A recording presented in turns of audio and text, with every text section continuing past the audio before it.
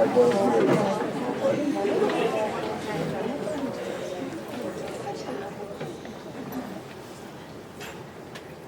if I told you that Hiroshima was not the last time the United States used nuclear weapons?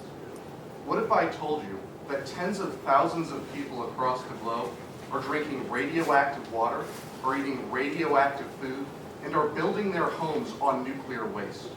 There may be no mushroom cloud, but the devastating consequences are unquestionable. That's why I think the United States federal government should cease the use of its radioactive, depleted uranium munitions. I will demonstrate the harmful consequences of these weapons and then propose a plan for how we can contain the damage and reverse what has already been done. But what is depleted uranium, and why and how does our military use it? Depleted uranium is the natural product, the radioactive product, of our nuclear power plants. Essentially, it's nuclear waste. Now, fortunately for the military, it's also an extraordinarily hard metal, capable of penetrating almost anything. And it's really cheap, since it's a natural byproduct of nuclear power that is abundant throughout the United States. And we are using this depleted uranium in our bombs and in our bullets in order to penetrate armor and attack fortified targets. Donald Rumsfeld confirmed that the United States was using these munitions in Iraq and Afghanistan when he pointed out that the radioactivity levels were so high that they could be explained by little other source than depleted uranium. And the National Science Foundation concluded in a study that our veterans are returning with depleted uranium isotopes in their body, indicating the widespread and prevalent use of these weapons in these two war-torn countries. But what is depleted uranium's harms, and what are the negative consequences that it causes? There are three main catastrophic problems that depleted uranium needs to be addressed. The first is that it destroys the environment. Because depleted uranium is radioactive, it destroys genetic codes of living things. And when we drop a depleted uranium bomb, the effect is not local. It aerosolizes, exploding into thousands of little particles that get absorbed in the land, in the air, in the water, and eventually by plants and animals. The ecosystem on which we depend is ultimately being destroyed. And as the Star Ledger reports, the effects of this are not short-term. Depleted uranium can stay in the environment for 25 billion years. The BBC has reported that some parts of Afghanistan and Iraq are so contaminated they are literally no longer able to support any life at all. This is the ecosystem we're talking about. In a country we are supposed to be rebuilding, we are destroying it and poisoning the very land that they depend upon for survival. That is not something that we can stand for, and not something that our government should be perpetuating. But second, and unsurprisingly, depleted uranium has devastating and catastrophic consequences on humans and kills many of them. For example, as the Honolulu Star reported, the use of depleted uranium can cause genetic mutations that lead to infertility, that lead to cancer, and that lead to a host of other diseases which I do not have time to list here. Many of these diseases are the same diseases we saw in the aftermath of the bombings of Hiroshima and Nagasaki with nuclear weapons. And some children have been born with as few as 3 limbs and other horrific birth defects. Depleted uranium does not just affect the people of Iraq and Afghanistan, the innocent people, not just the terrorists that we are trying to kill. It affects our own veterans.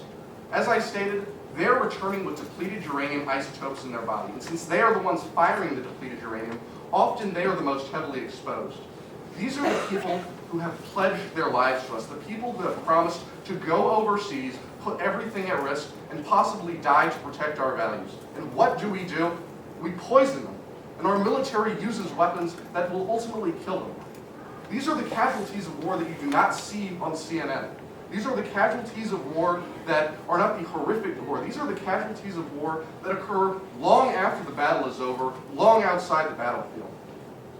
These are the casualties of war that must be stopped.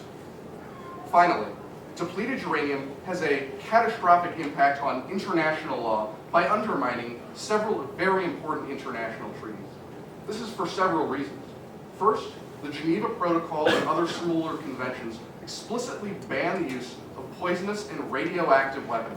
In addition, they ban the use of weapons that cannot be contained to the battlefield and that spread much in the way that depleted uranium does. The UN Human Rights Commission reported in 2002 that the use of depleted uranium munitions by the United States violates at least 6 international protocols, including the Geneva Convention. And the impact of this cannot be understated. How can the United States, which is a force of good, a force of leadership, and a force of justice, be the guiding light for the world if we continue to use these evil weapons? It is unsurprising that many parliaments, from the European Union to Australia, have condemned the United States' use of depleted uranium. We will not be able to get people to cooperate with us. We will not be able to get people on board with our leadership if we continue to flaunt international law. And what if someday in a war against the United States, someone used depleted uranium munitions against us? What if one day someone in your family was killed by an enemy tank firing a depleted uranium round near you and you becoming poisoned as a result? They might use the United States' hypocrisy as an excuse for their own destruction. In order to prevent war from becoming more destructive than it already is, we need to abide by international law, and we need to stop the use of these harmful munitions. So what can we do about it? Well, there's several things. First, we can stop the use of it altogether. This is the single most important thing that the United States federal government must do in order to end the use of depleted uranium and contain the harmful effects of its spread. But second, we can launch cleanup efforts. In 1998 and 1999, after Kosovo, where depleted uranium was used, the United Nations Environmental Program launched an extensive cleanup effort in hopes to scrub down the radioactivity. Unfortunately, they were successful in mitigating much of the damage. The BBC reports that recent breakthroughs in Scotland have indicated that several species of mushrooms found in your own backyard, could be introduced to these contaminated areas and break down depleted uranium, making it no longer harmful. These are simple steps that our government could take in order to end the catastrophic problem that it has created. But it would be unfair to not represent the other side, and what proponents of DU have to say. They argue several things. The first is that other materials are worse. If we didn't use depleted uranium, what would we use?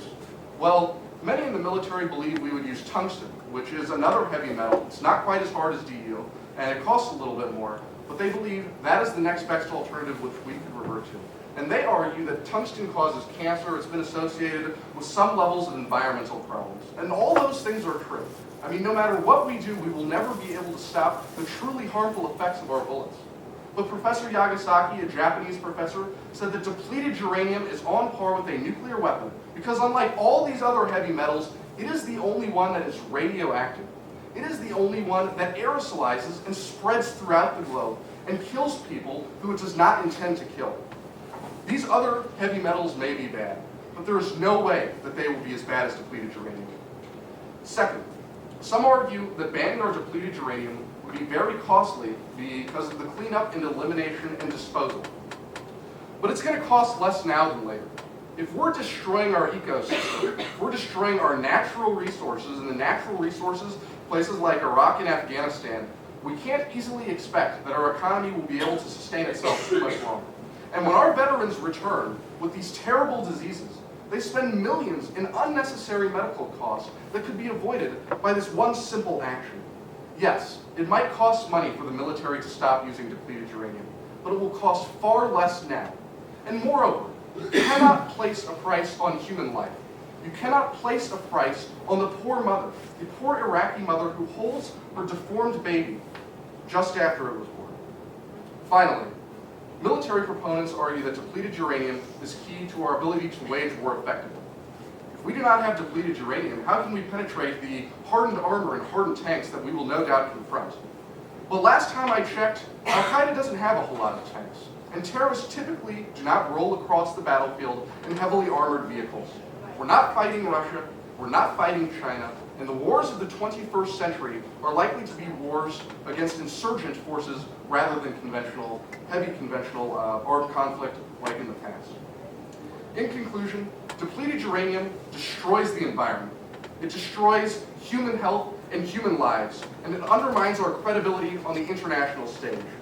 The United States needs to stop dumping its nuclear waste on the world and needs to stop the use of depleted uranium in its munitions. Thank you.